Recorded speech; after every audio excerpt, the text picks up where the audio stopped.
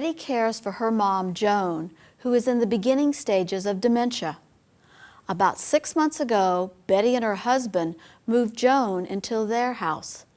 While some days are easier than others, Betty feels she and her mom have a good daily schedule set up. 2 days ago, Betty's aunt, who is Joan's sister and who lives out of town, came for a visit. And life in this household changed. Betty's aunt has all kinds of suggestions on how Betty should care for and handle her mom. The harmony in the house disappeared and arguments began. Betty spends her days with her aunt defending herself and becoming more and more annoyed and exhausted. Betty's aunt is what mental health and caregiving professionals call the know-it-all toxic relative. This individual has all the answers and expertise. They come into a caregiving situation with suggestions for changes about multiple issues. Your way is incorrect and their way is better.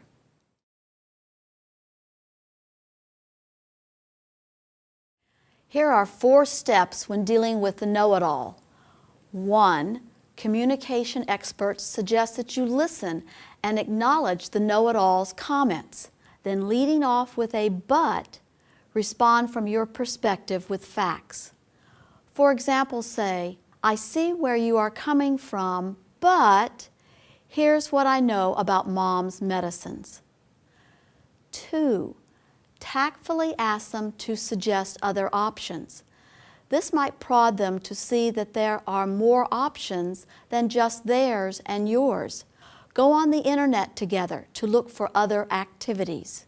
3. When you are ready to end this discussion, close it without asking for an apology or acceptance of your way.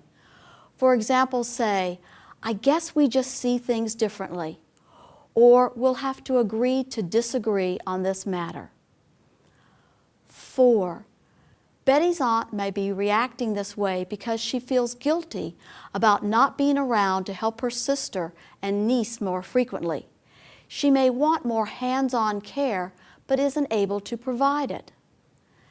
Experts recommend that if you feel that the know-it-all wants to be more involved, ask them when they're visiting and when they're at home to help in simple but meaningful ways.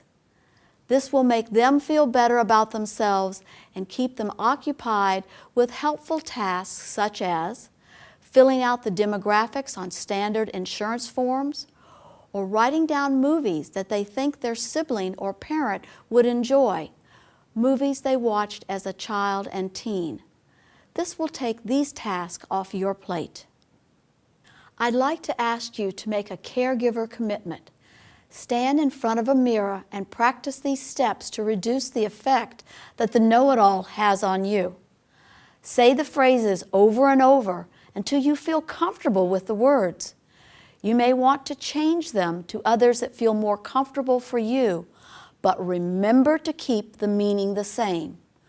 For example, "I'll consider your way, but I believe my way is more effective with Mom because those at the dementia support group suggested it and Mom's doctor and nurse okayed it." Remember, practice will make your delivery perfect. You might also consider why the know-it-all might be responding this way. Is this person truly caring about their loved one and would like to do more but isn't able? Is it guilt that is bringing out this behavior? Consider the suggestions in this video to ask for their help. You can probably think of other ways they can help you, such as picking up prescriptions or returning your library books so they take these tasks off your plate. We've now considered how others can impact you and how to handle situations like this. Let's move on to various ways of coping with challenges that arise in caregiving. In the next video in the Family Caregiver series, we'll introduce problem-focused coping.